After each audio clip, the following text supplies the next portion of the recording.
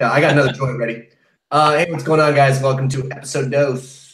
Still no Zach. He's dead in the mountains still. So just here with Rivs. Good morning. Well, Rivs, I call it witty banter with your favorite assholes. So, I see you dressed up well for it. Yeah, I got the blue robe on. I wanted people to know that I don't just have a kimono. I also have a blue robe. That's nice. So, yeah, say what you were saying. Say who you were watching. I was talking about Jordan Peterson. So basically, I was filling Ribs on Jordan Peterson. He didn't really know who he was. Canadian professor. Just talking about responsibility. What the role of the male is and how basically not to kowtow. But he's not they call him a right winger just because he stands up for he doesn't want to say transgender. He won't call people by the pronouns they want to be called. He doesn't want to be disruptive. He just if they ask him, he'll say it, but he doesn't think it's a blanket term. That's just something he should do. So he's just a very intelligent man who's just not drinking the Kool-Aid. Yeah. What I was commenting on is there's a part of me that I'm so tired of trying to use rationalization to talk with people that are really so far down the rabbit hole on the social justice that I'm ready to step back and say, go have your world and it will collapse within a decade. Venezuela. It already did collapse. I don't understand how people can't go visit a communist country that started as socialist and see what the implications are. How do they trust their government? That's my thing. You hate cops. You hate that. You hate all this stuff, and you're going to trust the government with all your shit? Yeah. Yeah. Well, it's just really – we watched the movie LBJ last night. Is that the one with DiCaprio? No, it's got Woody Harrelson plays Lyndon Johnson. And there's a scene early in the civil rights movement where, Lyndon is talking with LBJ's talking to the Southern Democrats. And he says, look, you guys got to learn to compromise, but we could compromise this forever. And it's like, he goes, we're never going to get to where they think they want to go because it's never going to work. We'll just make little compromises forever. And it's like water torture. You mean and literally, well, to do because the whole civil rights movement and everything, his argument was is you don't get it because the Southern Democrats were like fight. And he's like, no, make small little compromises, but never capitulate, never. And it's totally what's been going on for perpetually 60 years. Yeah. And it's destroyed capitalism because now you just have crony capitalism. Right. And the problem is my whole generation only knows crony capitalism. So they see capitalism go, well, this can't be right. I think it's a fucking ploy. You get people going, well, this system doesn't work. We got to I understand that we cannot have people fucking starving in the streets. This 12,000 now. At the end of the day, though, if we I've been racking my brain. I'm pretty altruistic, but when you have a problem like in South Africa right now, where 75% of the earners are non-earners, they're actually taking money from the government. Only 25% of the population funds a majority of their tax programs. Is that even right to do? At what point? Now, if that's all, I don't know. I don't even know where to go because if that's all the jobs there is, it's not like people deserve to starve to death. We obviously have the resources. We're obviously just playing a game. We're doing this, but at what point is wealth redistribution even on the table? There's not enough money in the world to make it all be fair. I know. If you threw it all into a big pile and then said everybody's going to take out X amount, we'll call it 50,000 a year. There's not enough. But does that equate to the resources, Ribs? We're talking about, yes, the financial system it's not made, capitalism's not made to do that. It's like a bell curve almost. But with our resources, and now we talked about with 3D printing, we're 3D printing fucking organs, we're 3D printing houses for $4,000 in 12 hours, in Russia, and they're good looking houses. At what point does a person deserve basic needs? And I agree with that, like a home, especially a 3D printed home. And if you look at what's sold, did you see Tesla's battery in Australia actually reduced their usage 90%? So whenever they have power outages in Australia, their power outages have to rely on super expensive coal and gas and shit like that to kick on. Tesla's batteries are so efficient, they turn on faster. They're actually missing out on millions of dollars because, and now that they fixed the system, but their batteries turn on so fast and produce so much extra power when they had those issues that it saved them 90%. And so Tesla was like pissed at first because they're missing out on millions of dollars. But in reality, it still saves. It's very efficient. Their battery backup switch are what they're making for houses too. So as we get there as a society, I mean, I don't want to see people living in fucking, 140-foot tower Connex box condos, and they're born there and they go to school there, and that's all they'll ever have. I don't want true classism either, where, we're seeing it now where it is who you know. What's your admissions. You can get a college degree. That's negating hard work. I don't mean it like that, where, you can work your ass up all the time. What I'm saying is it still is a clique, and so are we going to have people born into a class system where, your basic needs are met and that's all you're ever going to get? And how do we keep it from going decrepit? Well, the one thing historically that has worked over and over was a basic capitalist society. Give people a chance to show their best. And unfortunately, a lot of people really don't want to work. It's so true, Rivs. So true. And you nailed it. And it's kind of my thing with this fucking feminist movement. Now that they're getting into the positions of power, they're going, it's so impossible for a girl to make it. It's impossible for any man to make it. That's the whole point. It's cutthroat. You don't get to fucking jump into a dogfight and then claim rules. Right. Now you have to work 60. Do you better understand me as a 30-year-old father? Because I was working in that environment, working in Wall Street. I chose seeing you and your brother. Those are not decisions that put you in the career fast track. No. Mom left. Mom started leaving, and implications on Zach. Zach was pissed at first. Mom left. I was like, Zach, you're 18. You're senior year of high school. Don't act like you want mom around. He had the house to himself. Yeah. But mom was working. Gone every week, gone most weekends, traveling, working fucking 16 hours, doing her shit. At that point, though, she did it the tail end of our lives. Like, you got the tail end of your childhood lives. Yeah. And she did it also because she knew I was around. So if there was when she worked those weeks, it was the week he was with me. Yeah, she was pretty good coordinating with it. And there was occasionally where we'd be gone and she'd be gone on her weekends or what. No, that's exactly. She's smart. She was smart. You nailed it. It's work. It's fucking straight work. It doesn't have. That's the thing. It doesn't have to be the man who does it. I totally enjoy. I enjoyed being active in your life, and so we just need to. But the problem is there's too many. I saw too many women who were doing what your mom was doing, but then they wanted their husband to be making even more. Oh, so the making more is still in the system, in their biology, or wherever it's coming from.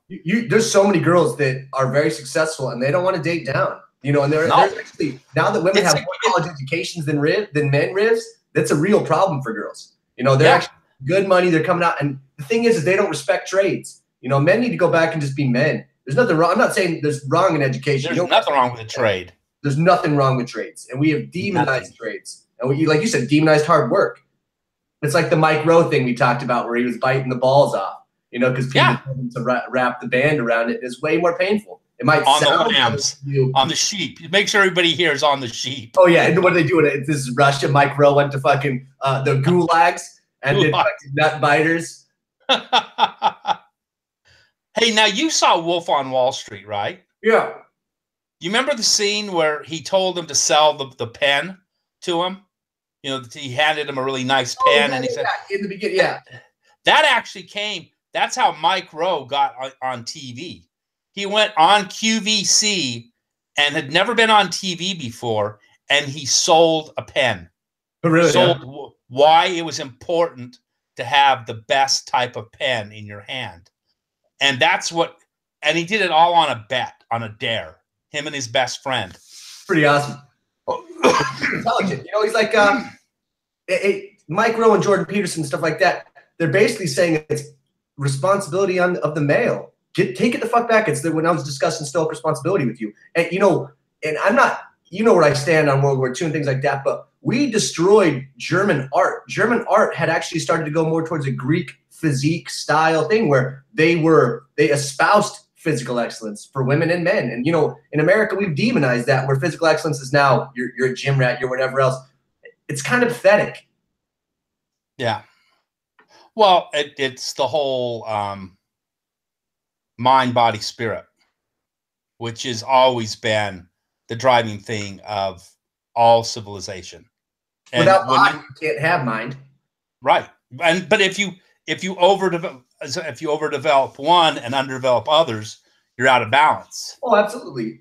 Absolutely. The best fighter wasn't fucking, you know, the dude that was the biggest and the fat that could carry the biggest weapon, the biggest things. It was a tactical fighter too. Yeah.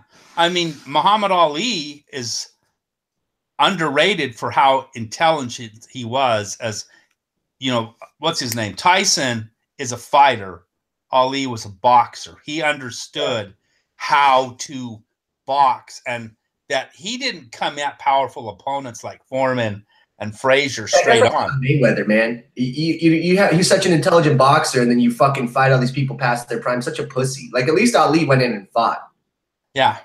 So, well, I think that's why it's created some of these fighters to be, they saw how Ali was impacted later in life. Oh, I get it. Yeah. Those shots, because Ali fought till he was almost 40. That's what and those last few fights. Ali fought too long. It's not that Ali took those shots early on in his life. It's you're taking them, and it's a compilation. And it's because the government stole his best years from him by making him ineligible to fight because he wouldn't register for the draft. Hey, man, that's good for him. But you got to take the consequences of your corrupt government. Well, he did. He took. But what I'm saying is, it shows you. Whenever I hear people say, "Oh, the government will save us," I'm like, do you understand how many times the government has fucked human beings because they didn't go along with their protocols?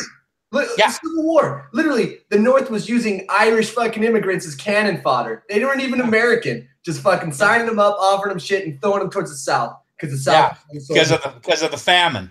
Yeah. They're taking advantage of. Yeah. We're disgusting. When you give government is disgusting. It's because, like you said, you can't stymie greed. I think blockchain can. I think when we implement blockchain and it's actually transparent and any random asshole can go in and type in the public key and see where our treasury money's been going, that's going to be pretty key. Yeah. But we're probably 20 years still from that. Shit, you think they want that, Rivs? You think these politicians, unless they own it, unless the blockchain is Bank of America blockchain and brought to you by Goldman Sachs, fucking independent research team, I don't think we're going to see blockchain in our government that's actually fucking. Well, I think you'll see it come in almost in a subversive way, where they create like a virus that attaches and then brings it in. Hang on, my phone just lit up. No, it's okay. Yeah, of course it's okay. What is it, fucking emergency? Yeah. Did you see that photo of your brother in a hammock? Yeah, up in Colorado. Yeah. Yeah. It's hammock time. Yeah, fucking just getting angry at the government, drinking beer, and sleeping in the hammocks. My boy. So, what else you want to talk about? Shit, I mean, whatever. This is a discussion. Since we're on blockchain, crypto's doing exactly when I texted you the other day. Yeah, I know. You know, it's going to go and probably test it, not as low as it was in early April, but it's probably going to test, and then it's going to stay like this for a week or two, and then it'll go beep, beep, beep, beep, beep. And until some major news comes, I think you're going to see this 40% support resistance. Why though? I don't get it. Are people panic selling that we're in that high? If so, well, cool. They're still accusing the Mt. Gox trustee of selling coins, and now he's not selling them under authorization, and they're wanting him to sell them using the OTC, not direct. Wait, Mt. Gox? You mean the guy the trustee, the bankruptcy trustee? Yeah, who's supposed to be liquidating it for the creditors? Yeah, he's been selling it. If you Google it, you'll see some. Well, some of those people should have like $100 million from the amount of. Well, the thing is he's given them the worth of what it was when it closed. when they close my books. Yeah, they're getting what they had worth. Oh, that's fucked up. Because some of those dudes should have hundreds of millions of dollars. Yeah, and so it's like, where's the money going? And they're accusatory that there could be some inside shit going on where there's a few people that are leading the way and then buying into the selling that he dumps. Hey, I mean, manipulate that market. I don't give a fuck. You know where I stand, Riz. These are fucking .com bubbles. Like we already talked about how much money's just sitting in ICOs that hasn't even dropped on the market yet. Once Tezos starts dropping, and we start putting $500 million every fucking week back on the market, and people could either take their profits or other people could jump in. I think we're going to see some real volume. Just no coins are out right now. No, like you said, no. Like, to me, the Bitcoin Cash getting accepted by BitPay, all this shit is news. Ripple, Stellar getting picked up by Swipe. Fucking this kid I was telling that I met in Utah. His dad works. I forgot what fucking company it was, but they're partnering with Stellar, and it's a legit fucking company. So the kid was asking me what my favorite cryptos were at the moment. But I mean, all I see is good news, and yet because the stock, it's basically like, is everyone waiting on the stock market to collapse and then it's going to flee over? Is that what it is? Because it's a little bit. I think it's also a matter of getting the infrastructure in place so there's not collapses, because they don't want, institutional traders are not going to want to have the collapses that they saw happen in look January. At that. I mean, I just got an email from Circle and Poloniex called the Circle Poloniex team. So, and they're telling me their infrastructure volume's going up. They're lowering their fees even lower. So I bet you these are going to do what unless you're doing margin trading, you're going to be basically doing feeless trading. I wonder if that's because you're in California, because I'm still getting just Circle emails. And the same thing happened with Robinhood. Robinhood, they started doing crypto trading, but they only did it in a few states to start with. California, Texas, New York. Oh. And I'm wondering if they're going to the bigger states. So okay, go ahead and say. So I think, like, when I tell people how much money, institutional money is coming in, they're not shocked. When they hear Goldman Sachs bought fucking Poloniex for $400 million, they're not shocked. That's what this new Wolf of Coin Street's about. It's like, look, this is your opportunity again. Because if you jumped in even then, you'd still be up triple, Riz. So I want to get back to the support level, because I was doing some research, okay? So what I saw on this last month is we'll use Ripple as an example. But it happened across the board, what I'm about to say. Ripple tapped 90 cents, then it went to 94, then it tapped 90 cents, and then it went and within the same day hit 90 and then started to drop down. I'm seeing a 3 tap, boom, boom, boom. And then if it does the 4th and it can't break it, that's the sell. And it happened to Ripple, it happened to Stellar, it happened to all of them. You can see where it every time. Yeah. So what the market was looking for is did it have the thrust to break through the resistance? And when it didn't, people said, let's take our profit. So now what I'm doing is I'm watching to see the support level. So, I think tomorrow we'll see how Monday it handles. But I think if it doesn't stay in the 60s, if Ripple doesn't stay in the 60s, it will drop into the 50s. And if it does, I'm buying again, because the lowest it got to was 44. And between 44 and 54, I don't give that much of a shit. I mean, that's what you bought when I was talking about it. These things were 20 cents, the first Wolf of Coin Street.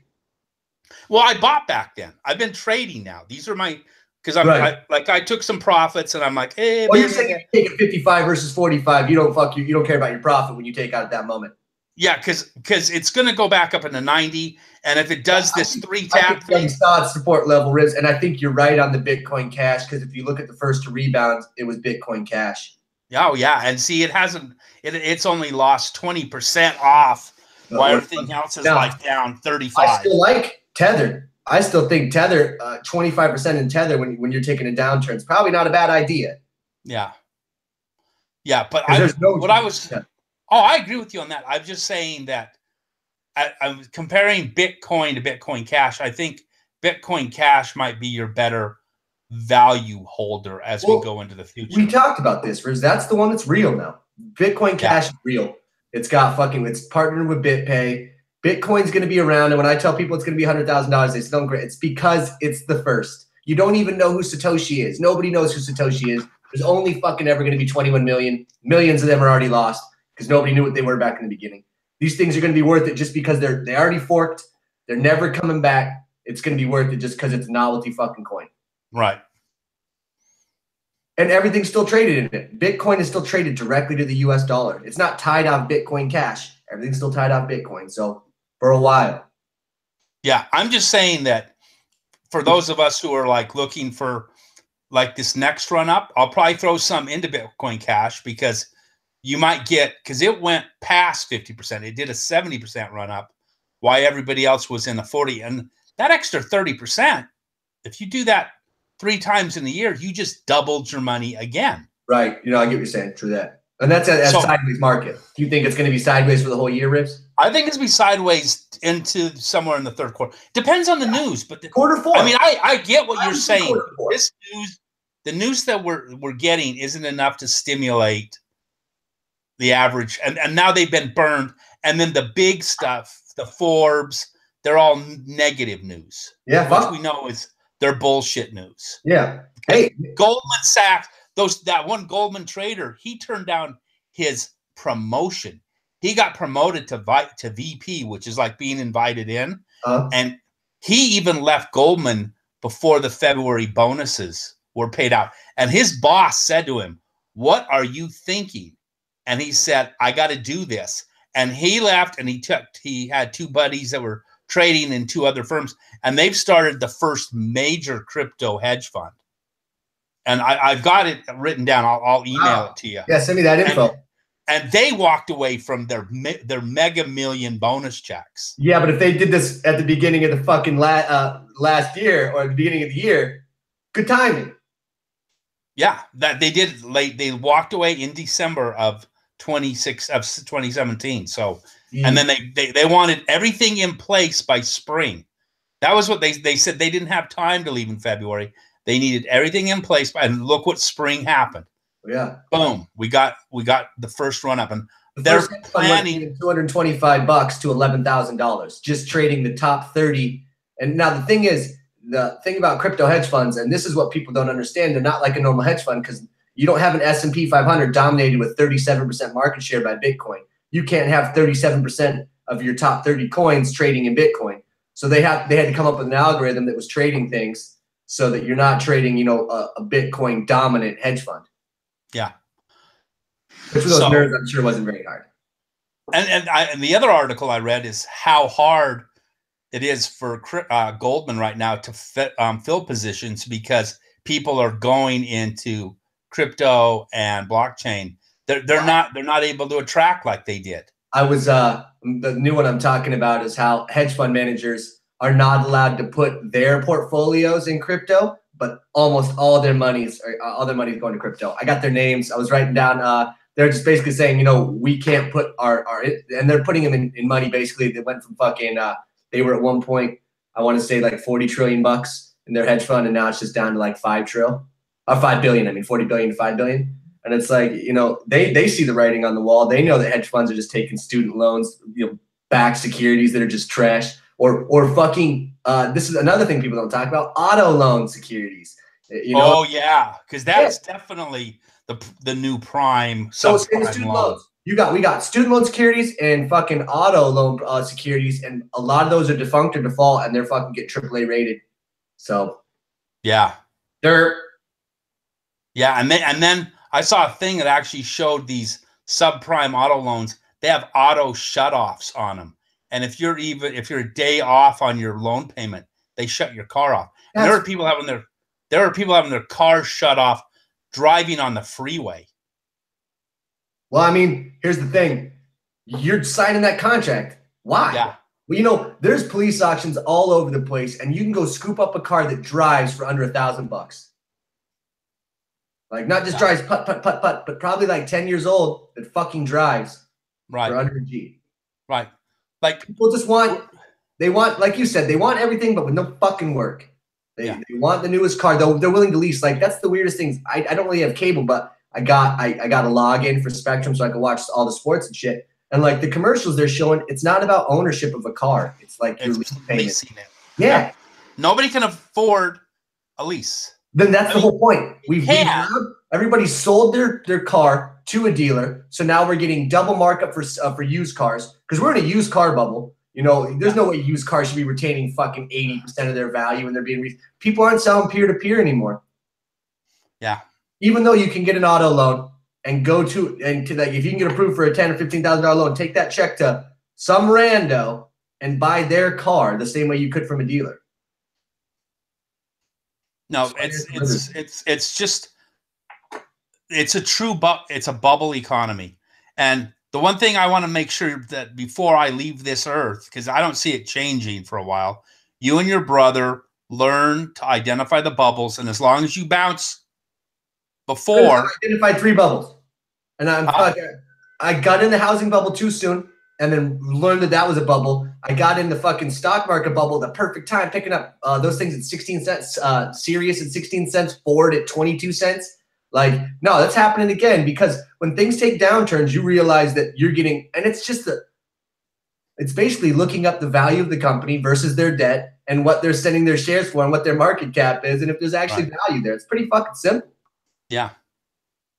And it spreads across everything. I mean, like you just said about student loans, because what's going to end? I just read that Dartmouth University is no longer doing student loans. They're just going to beef up their scholarships because they don't want people leaving with huge debt. Smart. So they've beefed up their endowment fund dramatically. And I'll tell you what, cryptos is a way that's going to help people beef up endowment funds. And so those who are on board with the new world, they have tools now, and we can fuck the old world. It's like, you know what? I don't want that school one you showed me where Ripple gave 29 mil for donors.org is for where donors.org. Yeah, they paid for every school teacher in America's last spring project, basically. Yeah, it's pretty bitchin'. I was reading about the company that teachers can go on and make requests for anything from field trips to equipment to things for an actual school. And so, like, anyone saying that crypto's got no place, that was a good way to put it, Riz. Endowment funds by cryptos. And it's kind of where I was thinking about with, moms running a charity is doing a crypto charity. There's not one where, and now, sure, it's not about being profit driven, but you got your whole system on it. You got transparency built in. You know, anybody can hop on and see exactly where the donations are going. Yeah. Like, it's pretty fucking simple. I mean, everybody understands that an administrator of anything deserves a living. Hell yeah. When they're taking so many employees 60%, they're taking 60% towards wages and other costs. Give me a break. Yeah, fuck. 10%, yeah, that's fine. Got it. $500,000 to run any fucking charity? God, no. 175, 200. Yeah, I don't get that. These are what I call, like, you're working rich. You're paycheck rich. And some people overextend themselves in those categories. And those are the ones that got hit too hard. If people stopped overextending themselves, if people stayed small, let yourself, what I want to teach my generation is there's no reason why groups of 5, 6 people should be buying land that has no restrictions where you could develop more than one property. Right. Buy your land. At any time, if you wanted to sell and the other 4 didn't want to sell, they just had to absorb the cost. Yeah. It's like the job that I've applied for. I mean, let's not talk about it, but if I get it, I can afford up to a $675,000 house. There's no way I'm going to buy a $675,000. It's just my wife and I, right? Yeah, sorry. I don't need that. And so when people sit there and go, oh, I can afford that, I'm like, okay, but do you need it? That's the whole wants versus needs. It's like, no, dude. Yes, I live in an expensive part of America now, but a $390,000 house will be fine for the 2 of us. Yeah, and that's Utah, so that's still, it's size. Like, no, and what's that payment? Fucking 3 G's a month, 27. No, that's $1,700. Oh, yeah, that's not so bad.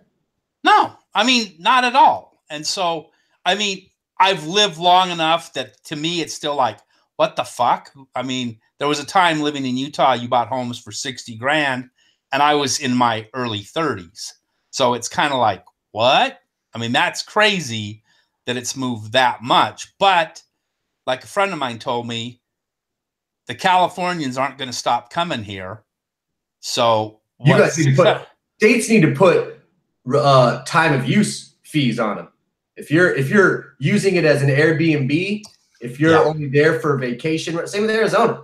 You know, you should not allow. I think everywhere in America they should. Yeah, and especially from foreign investors. So foreign investors should pay heavier. But anybody that's buying secondary homes and fucking things like that, like if you're using them just as personal use, your second home, that's always been allowed in America. That's fine. But once you start cresting thirds, fourths, when that motherfucker's on Airbnb making you money, no, you're fucking with the market. Now you're making rental rates go up, and because now they can make way more money just go renting an apartment. And so if you have the capability to rent 4 apartments and Airbnb them all, you're going to keep the rents up because you're making fucking triple or quadruple, and you're not going to mind if they raise it $150 a year.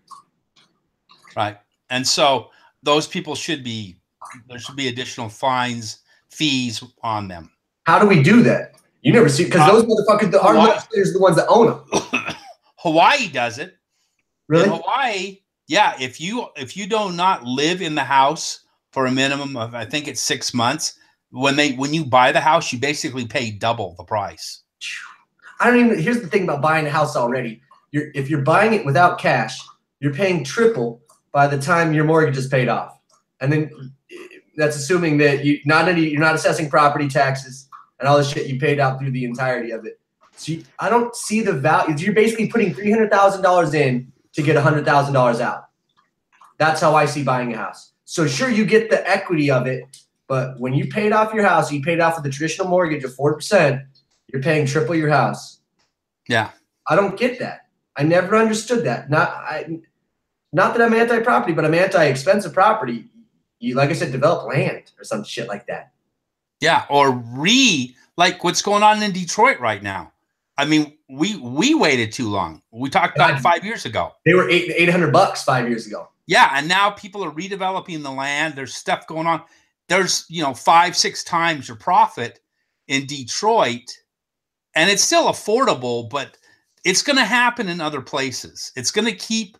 I see regional issues.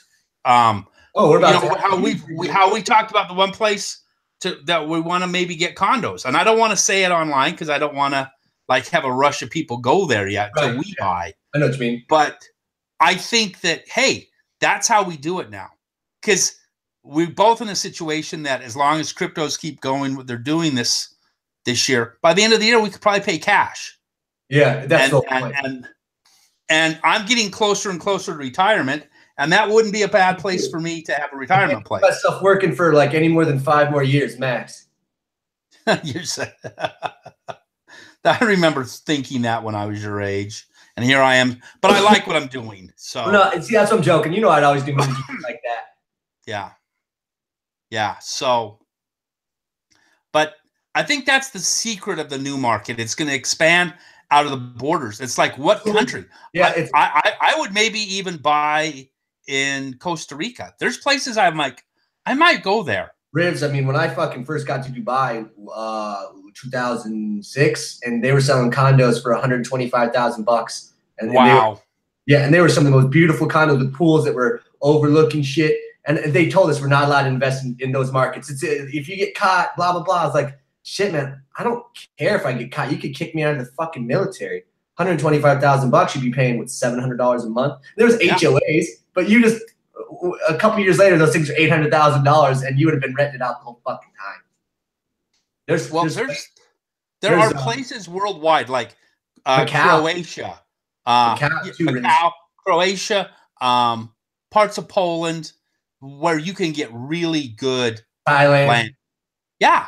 And so I'm not so like I have to live in America. Oh, fucking don't forget about Paraguay. Paraguay accepts any free people from any nation, and they're a pro Second Amendment nation.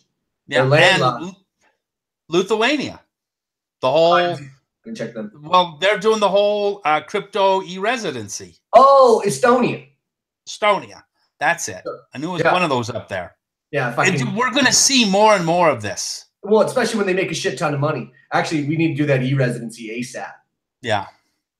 It gets rid of the KYC and AMA or AML. Smartest thing to do for $100.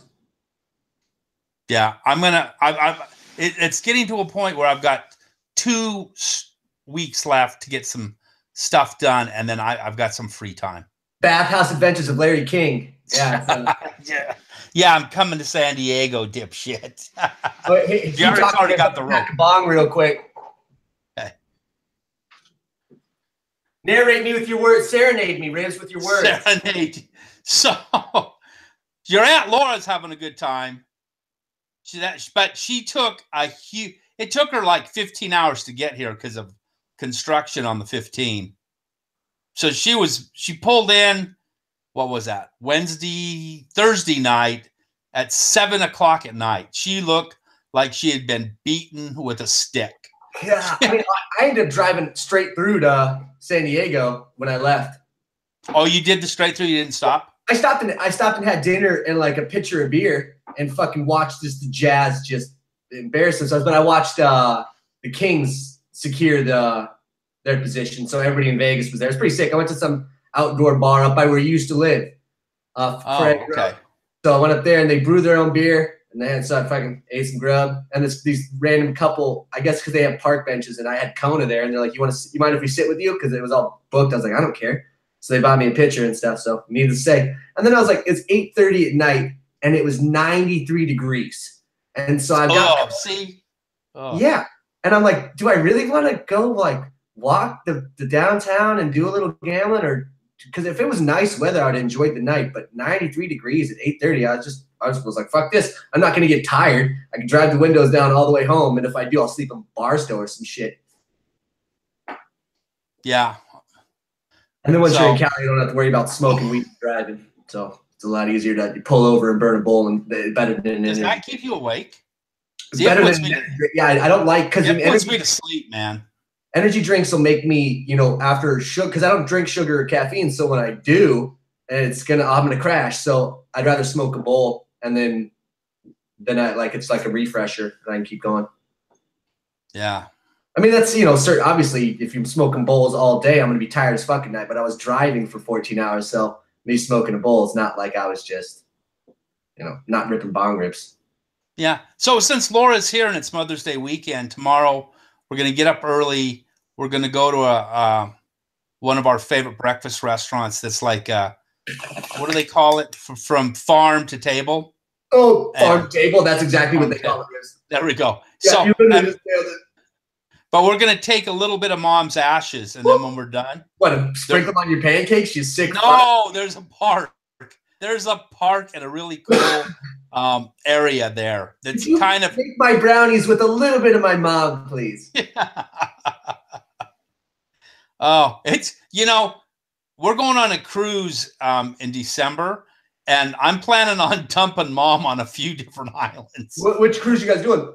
We're gonna do a Royal Caribbean that goes to the Eastern Caribbean. So we're gonna go to Haiti and I wanted to go to Cuba. Did you know that cruises are the only legal way to go to Cuba right now?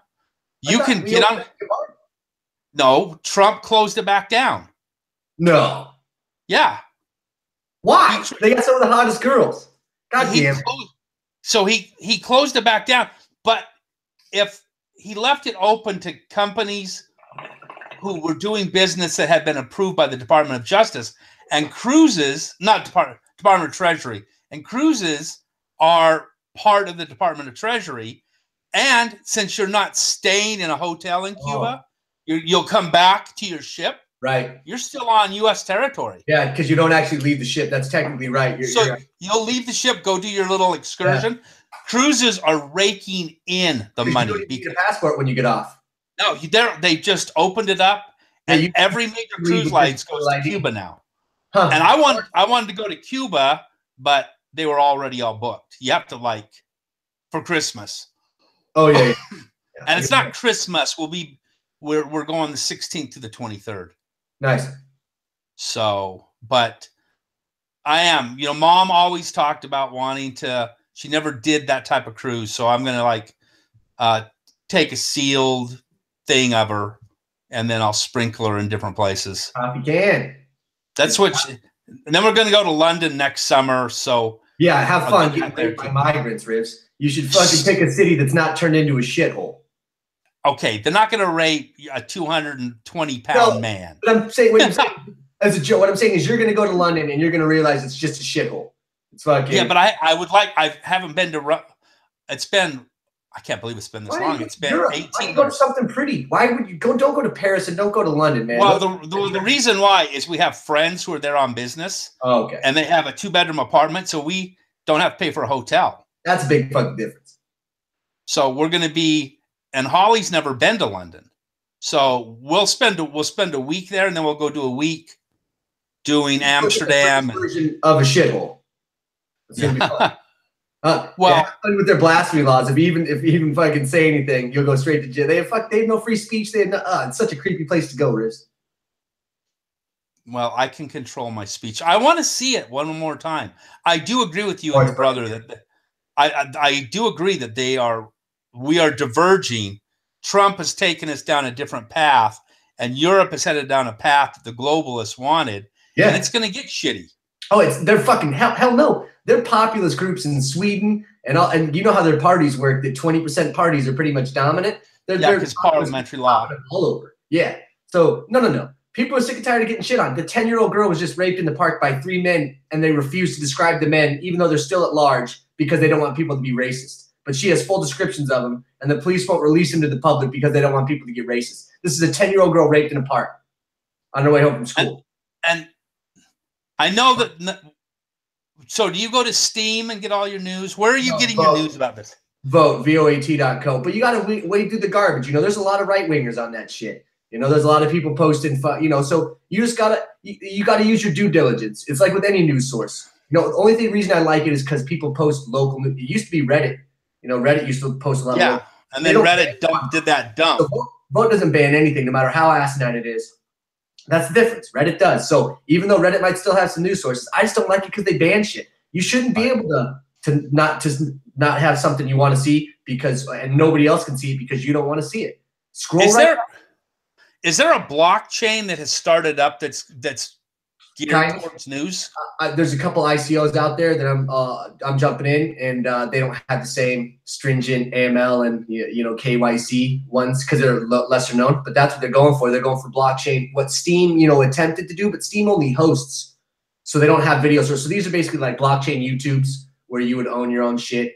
Blockchain, the blockchain news is like Gab.io if I'm not mistaken. So there's already things coming out where. Yeah, there's not going to be able to stop the information anyways. I just like Vote because I can just go to news and go by new and fucking it's literally by posted and you get shit posted from all across, But back to where we were, I mean, it's the statistic hiding we do here. If you go look at any San Francisco BART attack, they don't release the video footage and they don't describe the attack. It's because they're all black. And it's like, and the public's getting sick of it. Like, no, we have rights to know. Are we safe on our public transportation? You can't hide statistics just to fucking because it makes people feel better. Right. I don't get it. We don't live in a free society. So I get what you're saying, Riz, that from the beginning when you said, I wouldn't mind if it all went to shit. It's an apathetic thing. It's a poison. You can't get apathetic because that's kind of exactly what they're gunning for. Right. If you talk about globalists is apathy because then it neutralizes you. Nothing neutralizes a human being like apathy. Makes you don't have to have love from another. You don't have to have anything like you literally it's a dangerous state. I'm not denying that I'm not in it. I'm just saying it's a dangerous state. And so it's a state that pulls you completely out of self and out of system, and it's where they want us. So you try to focus on the community as best as possible. You in your profession, you already know what I'm talking about. Yeah. No, and it's we could go down a rabbit hole on that one. Hang on, I got a cough. I'm just tired of it's like we're kicking the can and not being truthful. And I just want to I want all of the wise people to step back. It's almost like the opposite purge. and let, because the purge has morphed into this thing that it's all white people trying to kill black people. Oh yeah, I know. It's like, all right, no, it's people with an agenda trying to kill the people who don't want to buy into the agenda.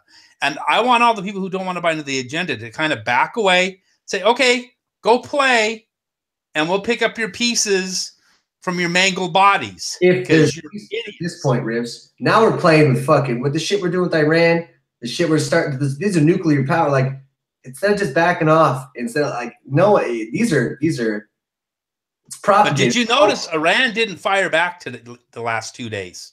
Well, Israel's trying to get him, trying to draw him in, man. Well, we saw that coming. We knew, but it's like both sides aren't getting any support from their allies. Because the stuff I'm reading, Russia's like, they're not, they've done a few little things. Oh, Trump said that fucking Israel's nukes are off the table until the rest of the world recognizes their right to exist, which is never going to happen.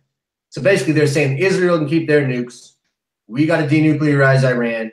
You think Iran's going to go with that? The only people in the Middle East to get nukes is fucking Israel. And nobody recognized them as a state? That sounds like we just gave them no choice. That's the way it looks like to me. When Trump said that, it's like, okay, so basically you're saying you're forcing them to have nothing and you're allowing these to have some. That's war. You want war. Maybe Russia won't jump in. Maybe you're right. Maybe they'll isolate Iran. But do we deserve to go fucking on a bombing camp? Most of those people are fucking Christian, are not Muslim. It's a torn nation. The Muslims, they're Arab. They're not Muslim. Not most of them. Yeah. Well, the whole Syria thing, and I had a different path that we're going on this one, but I'm holding out hope that everybody thought 6 months ago that we were going to end up at war with North Korea. Now it's looking more and more like peace. And maybe it's the salty sailor thing. We just get to this point where everybody's like, man, they're just mad as shit. They're nuts. And so everybody's like, let's not piss them off too bad.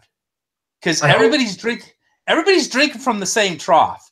The Russians are somewhat capitalist. The Chinese are somewhat capitalist. Oh yeah, they've got their people at home aren't starving. I mean, that's starvation. Really middle class. They have more middle class in India and China than we have entire citizens.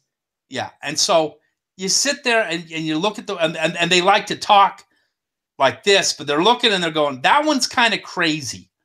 Maybe we don't want to push him too far. It's like the guy in the bar. You're a tough guy, but there's that guy in the bar, and you're just like, nah, I'm not going to push that guy. I'm not even going to let my friend start a bar fight because I don't want that guy in the fight.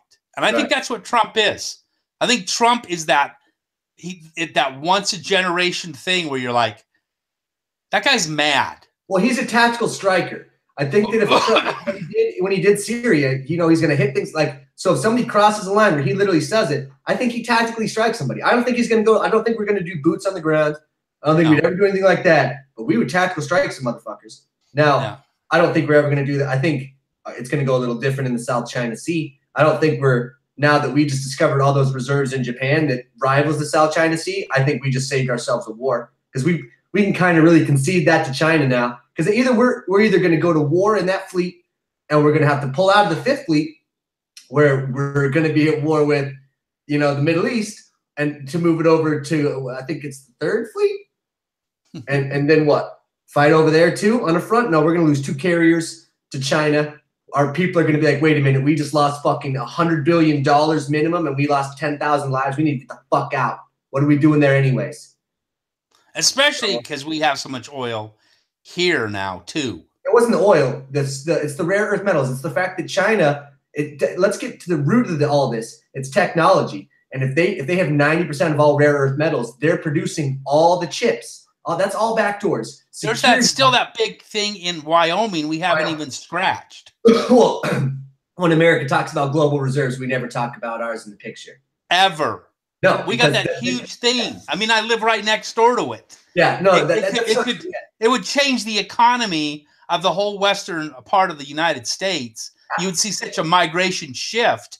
Well, we're going to exploit Japan's, and we're going to see because we know they're rare earth metals. Yeah. So we'll let Japan manufacture our goods now because we know they're an ally. So I guarantee we see chip manufacturing leave China and start going there. And we see fucking phone manufacturing leave China and start going to Japan and getting manufactured. Because we can't have an enemy, or it's just a joke. And they're basically just seeing how many of us they can kill. Because if we're having our fucking chips and all of our sensitive systems made in China and then put in our weapons here and then we're at a war with them, yeah, it's probably just to kill our middle class and our lower class. Yeah. Well, I think the globalists are getting desperate. The more I read of how they're attacking blockchain, I mean, first they were attacking cryptos. Now they're literally coming after blockchain, that it's a false sense of security. Right, because it would be transparent. Yeah, it's the lies are flying fast and furious. And so I think that the next 6 months are going to be a huge turning point. And then we're going to have the midterm elections. Here it is. That's where it's going to be the turning point, when their blue wave turns into a fizzle and it's actually a red wave.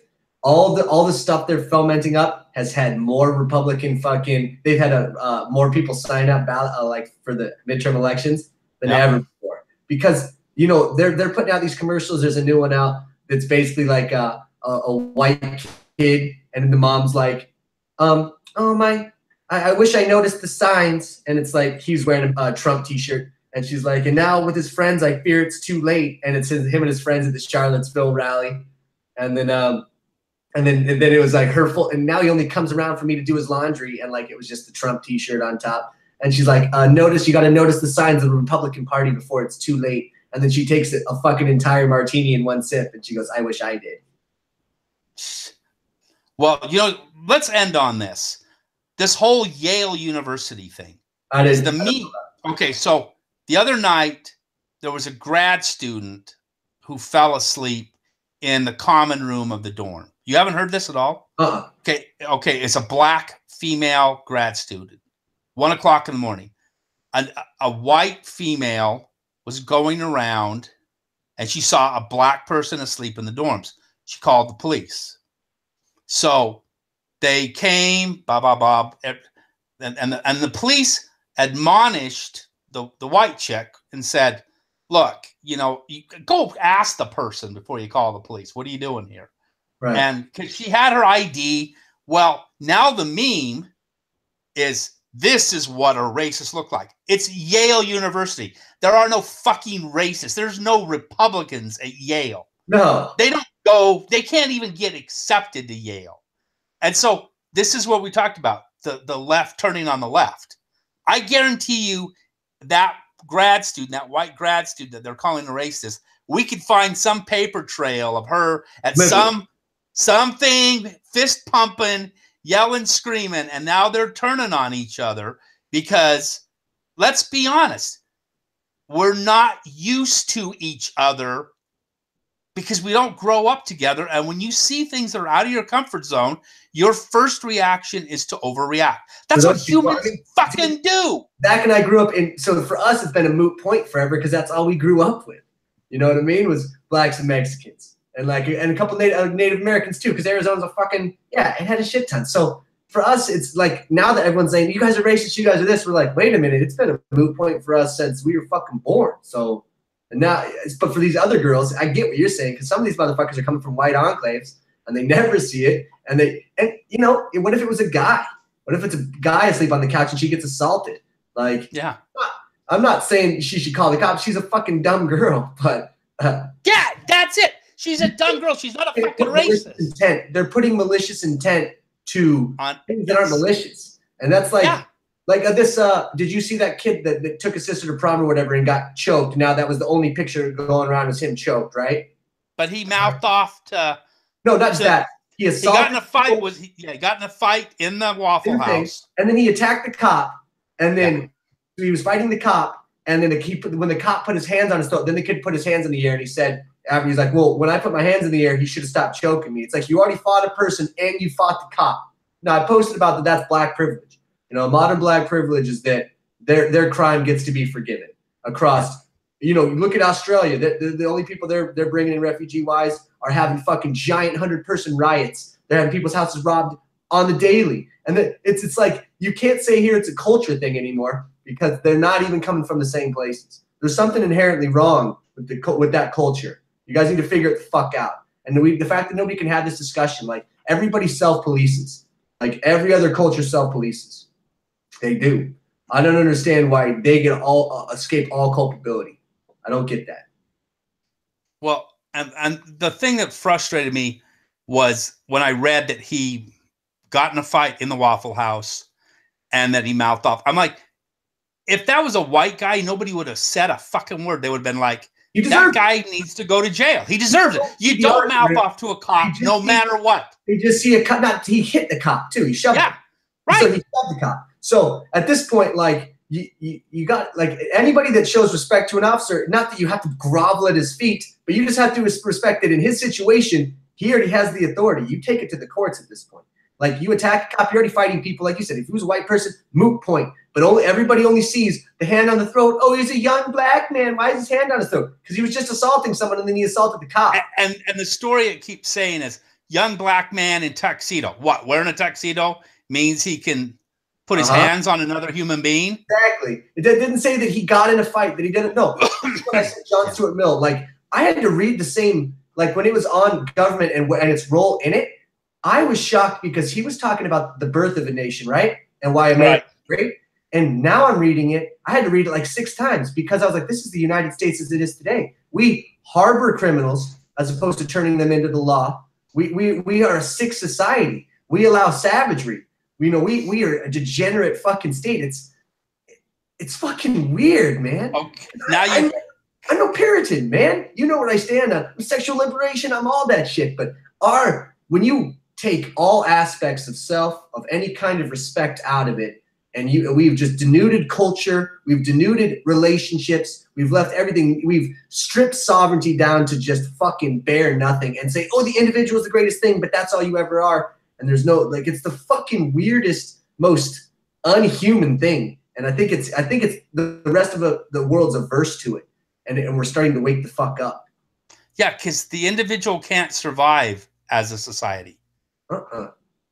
And the individual, I mean, that's how you end up with a lot of the rampant problems because you become narcissistic. You have to have something that checks some of your basest instincts. Yeah, because if all out of the, like, we are surviving, because where we came from, we're oblongata. Oblongata's first, and then prefrontal cortex comes later. If we were never taught anything and human just came out of the womb and survived, we'd be an oblongata fucking being. You wouldn't even recognize human. Not in a slight. No, the street children of London in the 19th century, because there was a lot of kids who just grew up on the street. The fucking Charles Dickens and Oliver Twist. That's what you had. That was what happens with children. And that they had some role models, but when they are just street children, they grow up with nothing except selfishness. That's what they turn us all into. That's what our culture's become. We have no role models other than athletes and a couple actors and shit. These aren't role models. Yeah. See, this is what made me a little upset about losing Bill Cosby. Bill Cosby had a great bit. He used to say, anybody who says they love kids because they're so sweet and they're so honest never has raised a child. He goes, they're not sweet and they're not honest. They're lying little shits because everything they do is to protect themselves. And it's the parent who's teaching them, stop doing that. Right. You need to become a decent human being. Stop doing that.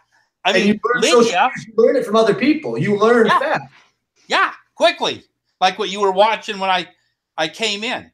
He was dead on. You learn certain things from your parents, and then the rest of your life, you get it from your socialization. And if you step too far out of, and this is where boys and girls are different. If boys step too far out of line, some other boy pops them. Checks him.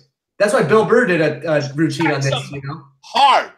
And if you get checked a couple of times by different guys for the same thing, you realize it's you.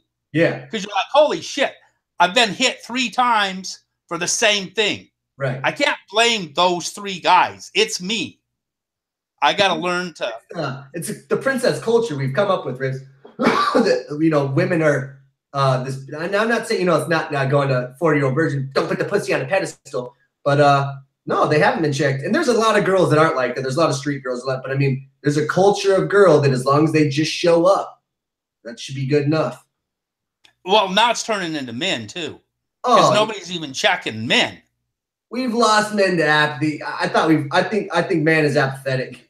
I think we lost men to apathy a long time ago. So yeah, sure, but it's when they think things should just come to them, is because that's what society's done. Like I said, I've only ever earned 2 trophies in my life, and yet I had a whole fucking box full. I remember getting trophies, and we lost in the playoffs like round 2, and I was like, wait a minute, why did we get a trophy? And everybody got a trophy, so it just didn't make a fucking difference. It was just that. And then when I was in karate and I earned those trophies that I thought I earned, and then I watched everybody else get a trophy too, I was like, well, what is my earned trophy when everybody else has a trophy too? It's a joke.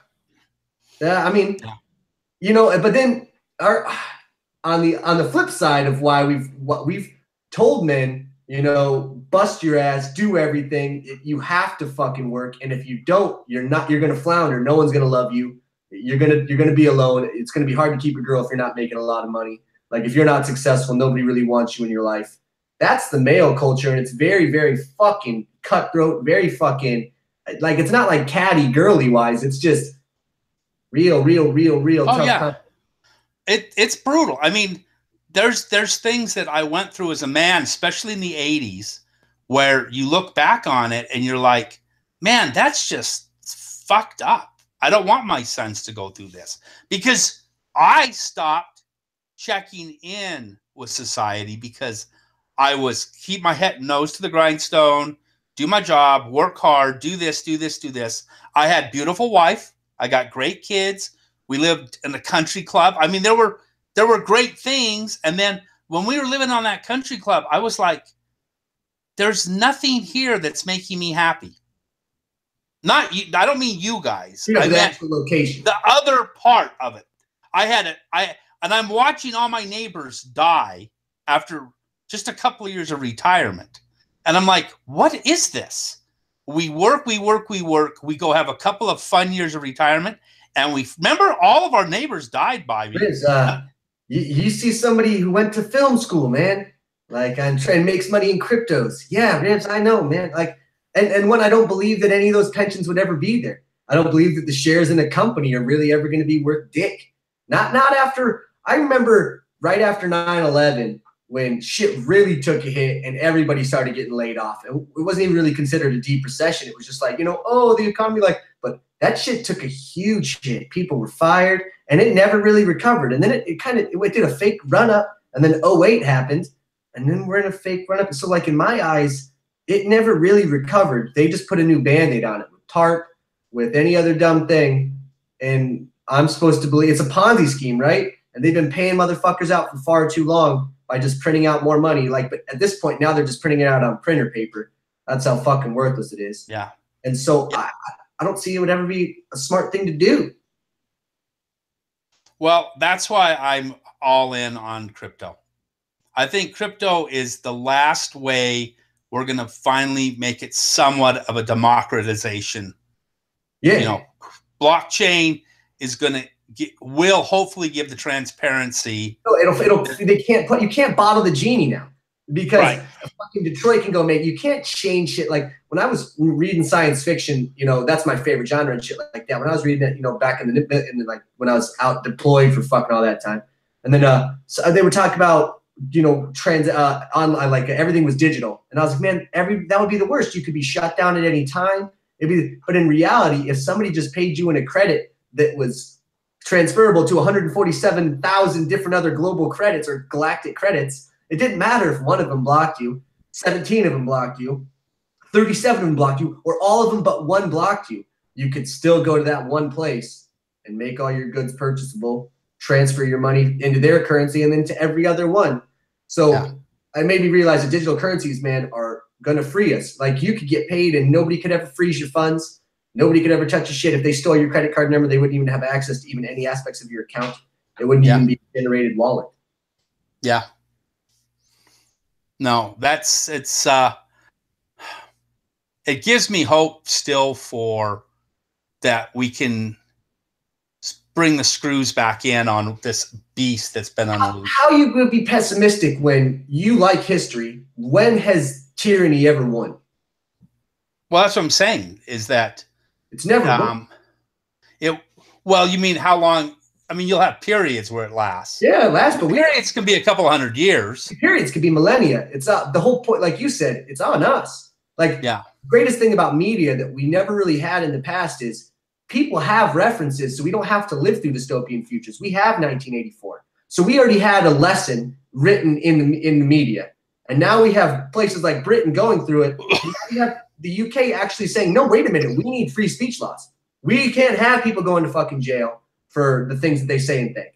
And so the media and things like this I think already set us free. I think unless you were able to literally Fahrenheit 4, it's already been booked, if you can. And now it's going to be a series on, I think, HBO. Yeah. How could you do it? You couldn't. Not with the internet now. Not with the fact that we could just make it completely decentralized, adapt on Ethereum, and we could all have internet. They can't even shut us down. That's what they're gonna try to go after with dApps. Oh, look, Tor sprung up on a dApp, and now people have been buying illegal substances through a Tor-like browser on decentralized apps. We need to regulate them. Government. Yeah. Fucking money laundering. These cocksuckers, man. Money laundering. Where's our $5 trillion you lost in fucking the Middle East that just disappeared off pallets? Why do they have to pay trillions of dollars to do bank transfers? Oh God, yeah, exactly. That's where I stand with the international bank. If Ripple is able to do this, that brings in $1.2 trillion a year back into the money. Yep, of consumer spending. But see, they don't want the consumer spending. They want it going in their fucking pockets. That's trillions of dollars in just settlements. Like, I understood back in the day when it was a ledger-based thing, when you actually said, okay, Bank of America, you borrowed this much against Wells Fargo. There's a deficit of just this much, but that's still just one transaction, right? Because that's what they do. Right. They don't settle they don't go Bank of America to Wells Fargo. They don't do every single one. At the end of every single business day, they go, okay, these are backed against each other. You owe us this. And you trust it. It's still overcharged, even if you do it that way. Blockchain just makes it so they can overcharge. Like, you really, now you guys just, it's not like they're not making any money. The gas is still going. These are penny. These are several penny transactions. There's money, but and all said and done, let's say America keeps dicking with it. Africa, Vietnam, all these places that don't want to have a central bank, they're going to do peer. They're going to do peer-to-peer banking. It isn't going to go away. They never even left it. That's the only banking they've known is mobile phone peer-to-peer banking. That's actually all they've known. And blockchain just makes it more efficient and more secure. Yeah. And all that's going to do is bring more money, because that's where world peace is. You want world peace, make sure everybody has a little bit something to lose. Nobody wants to fight a war when they have something to lose. Oh, when everybody has nice talk to all Europeans. You know why Europeans don't like war? Because we're rich as shit. Well, they lived through it, Rivs. They've lived through it, exactly. They rebuilt their fucking countries like that. Yeah. Like, they had to rebuild Europe, for fuck's sake. Yeah. So it's like, okay, let's give everybody a basis level of living. You won't have ISIS recruiting anybody. If you're able to play your Xbox, have a pizza, enjoy your life, get laid occasionally. You literally just described apathy, Rivs, and decadence. Well, that's my problem. That's what I'm saying. That's what we're going towards. And you're right, though. And so if everybody has those basic needs met, which is great, but is there any upward mobility? Or is that what falls on the individual? True. And I think there will always be individuals who will strive. And you're probably right. And because we've never had, you're fucking probably 1,000% right. And because only people it's going to protect are the people that really need protecting, the addicts, the people that are on the streets, and the people that are going to be living on the basic necessities anyway. So yeah, there's going to be 10% of motherfuckers. And those are the easiest ones to recruit into war. Oh, God. They got nothing to lose. What they're calling the incels right now, these kids. Yeah. But you come out with fucking robot pussies that are lifelike, like Westworld is. We're going to have a whole generation of men dying without ever bearing children, without ever doing anything, and just living in a place like you just described, is because their basic needs are going to be fucking met. And with 3D printing of food and 3D printing of homes, these are not going to be ugly generic homes. You know, you should go look up that Russian company, Ribs, the 3D printed home. I did. Yeah. Gorgeous home. You know, really good looking home. Circular, like, it's not like it's an ugly ass house. You know, if everyone doesn't need, and if these become modular so that as we start expanding families, and this is kind of communism-esque, but if every addition of your family came with an addition to your home, because at the expense of the state, if these are $4,000 for a private company, if this is the state owning these, and any time that you added a family, you added a family member, you could add an extra addition to your house that would cost just a couple grand. I mean, and you built upwards, you know, it really wouldn't be the worst life for a majority of people. I agree with you. It's just, I don't know. It seems scary almost. It seems like we would have a totalitarian government, or I guess a true independent blockchain where everybody just kind of agreed on what it was and kind of let the system run itself, and an artificial intelligence was kind of like our delegator. Yeah. I mean, do we really need DC? No. AI legislators would be the best. And it came to us with broken down tax bills that could be independently verifiable by independent companies. That they could represent, you know, like, I think that we should have representatives and we should have some, but I think that AI is going to take away most of our litigators and legislators. Why would it not? They do things faster. They would write those with transparency. They wouldn't be bought out. They would be based off what we like. I'm not saying AI rules over us, and if we disagree, but I mean, if AI is not a part of our government in the future, that's how I know that we're fucking super corrupt. Yeah, because there's no reason to keep tempting humans in power with greed. Fuck no. Fuck no. And they're bought. And it's kind of where I stand on, do people have rights to vote when they're on public assistance? I mean, why? In reality, we know you're always going to vote in the way of public assistance, whatever party that may be. So you technically are a purchase vote. I don't think people should have the right. Like, I've always, with Heinlein, right? That did Stormtroopers. Yeah, Robert Heinlein. Yeah. I mean, I've always in the back of my mind thought citizenship should be earned. It's not just because. Now everybody has the benefits of citizenship. Oh yeah, everybody in the country gets to share the benefits of it. But you don't get to decide where the directions are unless you're really a part of it. And you bled somehow. Not necessarily in the military. I mean, service in any aspect. If you went to school and then your first 2 to 4 years were donated as a teacher for free, you know, if that's how our teachers went, you know, that's what our teachers were, is when they were going to go pursue their own things or do their own things, they were giving their time and teaching. Like, hell yeah. I think there's elements, it's not just war bloodletting, because that's where I used to stand. And I still think that, I mean, if you think that there's a World War III that happens and we have more veterans than regular people, you think we're going to allow this shit to happen again? No. Because at this point, I think you already said it, people are fucking fed up. And if it goes to a place where, because most of us are all drinking from the same pot, most of us have some. You know, most of us are getting some, like even Africa, Ghana, these are nice cities. They might be under American occupation and China occupation, and they should fucking have their sovereignty like any other nation. Africa deserves their sovereignty. They deserve fucking just like any other nation. But sorry, went off. Yeah. No, it's okay. I think it's about time to wrap it up. But no, I actually have more hope now than I did 2 years ago. I really do. I think that we're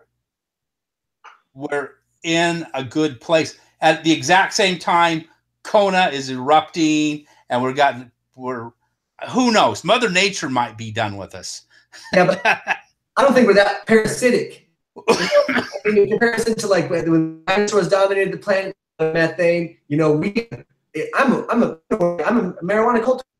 We could live in a paradise if we kept this place at 250 million ppm. So we all the crops. So yeah, if we can manipulate our environment and keep our ppms in a perfect spot, whether it's using algae manufacturing to produce energy out of it, and we're fucking, you know, we're turning CO2 into water, we're doing shit differently, processing our fucking stuff differently. Hell yeah. We should be manipulating our atmosphere. We should be making this shit a paradise. We should. So if we're saying to our ass right now, I'm losing you. Your internet's doing that thing. Oh, dude, it's because I'm talking truth. No, I'm just saying. Yeah, you're right. No, they've listened in. They've given us our hour and 15 minutes, now they're shutting us down. Just saying, happens every time. We're in periods between ice ages right now. So if we go through another ice age, it's not going to be good for the human race. So it's best for us manipulating our planet. It's best for us to have cows farting out methane. Best for us to keep this motherfucker hot. Yeah. All right, let's end on that. All right, Ribs, love you. You have a great Saturday, and I love you. And call your mom tomorrow. Shit. All right, later, Ribs. All right, buddy. Bye.